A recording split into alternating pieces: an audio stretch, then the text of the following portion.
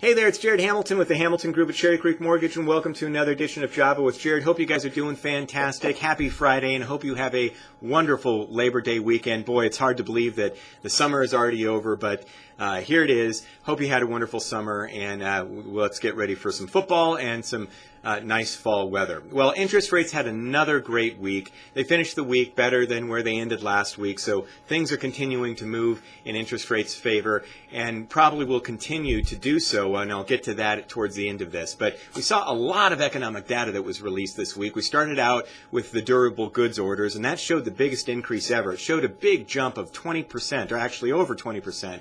But that was due just to a large aircraft order with Boeing. So if you strip that out, then durable goods orders were actually down a little bit. So although it was a big surprise, looking between the lines there, it really didn't indicate any change in direction. We also saw FHFA, the Federal Housing and Finance Authority, release their index, and it showed that there was a price increase on home, so appreciation, increase of about 5.1%. So that was a little bit higher than expected, but it does just show good, healthy, not out of control appreciation numbers. Case-Shiller also came out with their 20-city index, and that showed that while things are continuing to appreciate, the level is slowing a little bit. It showed an increase on the year-over-year number of about 8.1%, and that was down from last month's number of about 9%. So it does show that we have just a real good, healthy housing market. We don't want to see rampant appreciation because that could cause bubbles. So it just shows that things are continuing to appreciate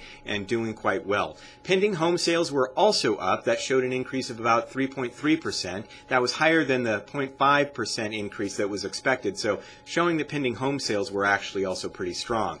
We also did see some numbers here on the inflation front. We saw the PCE index, which is the Personal Consumption Expenditures, and that's the Federal Reserve's favorite gauge of inflation, and that did show that inflation was under control. It showed an increase of about 0.1%, but that was right in line with expectation, and it shows that inflation's under control. So, as I've been talking about, we're seeing pretty good interest rate environment here, and things are poised to continue to probably get better. And here's why. We're seeing the end of QE3. So that's going to strengthen the dollar and make investment into U.S. currency and bonds a little bit more attractive. We're seeing Eurodrama happening. We're seeing yields continue to fall all over Europe. And in fact, Italy just announced today that actually there's deflation happening.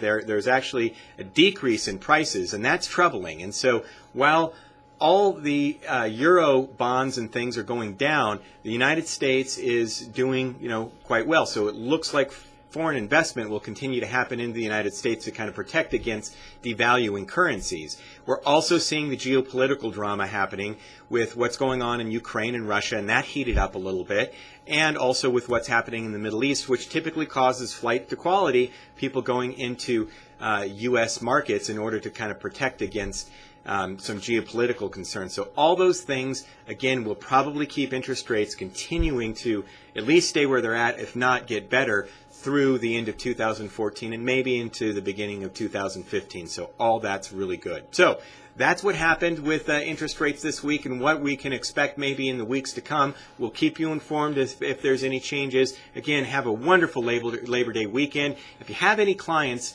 that need some help, if you're working this weekend, so are we. So please give us a call if you have any questions. Thanks for joining me with Java with Jared, and we'll talk to you soon. Bye-bye.